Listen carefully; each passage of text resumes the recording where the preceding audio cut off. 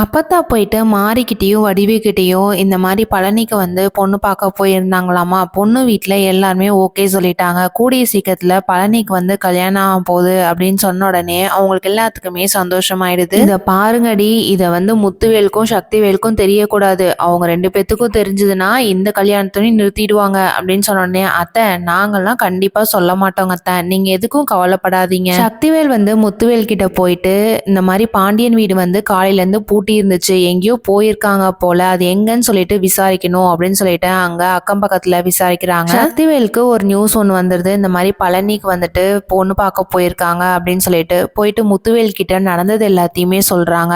எப்படி வந்து பழனிக்கு கல்யாணம் பண்ணிடுறாங்கன்னு நாங்களும் பார்த்துறோம், அந்த பொண்ணு வீடு எங்க இருக்குன்னு விசாரிச்சு சொல்லு, நம்ம ரெண்டு பேரும் போயிட்டு பேசிட்டு வந்துடலாம் அப்படின்னு சொல்லிட்டு அந்த பொண்ணு வீட்டுக்கு போயிட்டு அவங்க அம்மா அப்பா கிட்ட, எப்படிங்க நீங்க வந்து பழனி நம்பி பொண்ணு கொடுக்குறீங்க, படிக்கவும் இல்லை, அதே மாதிரி சொத்து வீடு வாசல் எதுவுமே இல்லை, உங்க பொண்ணு நல்லா படிச்சிருக்கான்னு சொல்றீங்க, அதுவும் இல்லாம நல்லா சம்பாதிக்கிறான்னு சொல்றீங்க, அப்படி இருக்கும்போது அந்த வீட்டுல போயிட்டு பழனியை கல்யாணம் பண்ணிட்டானா என்ன பண்ணுவா, நீங்க அதை யோசிச்சு பாத்தீங்களா, உங்க பொண்ணை கல்யாணம் பண்ணி கொடுக்கறதுக்கு முன்னாடி எல்லாத்தையும் யோசிச்சு பாருங்க அப்படின்னு சொல்றாங்க. அந்த பொண்ணு வீட்டுல இருந்து பாண்டியனுக்கு ஃபோன் பண்ணிட்டு, எனக்கு கொஞ்ச நாள் டைம் கொடுங்க, நான் எல்லாத்தையும் யோசிச்சு சொல்றேன் அப்படின்றாங்க. என்ன முடிவு பண்ண போறாங்கிறத வெயிட் பண்ணி பார்க்கலாம். தேங்க்யூ.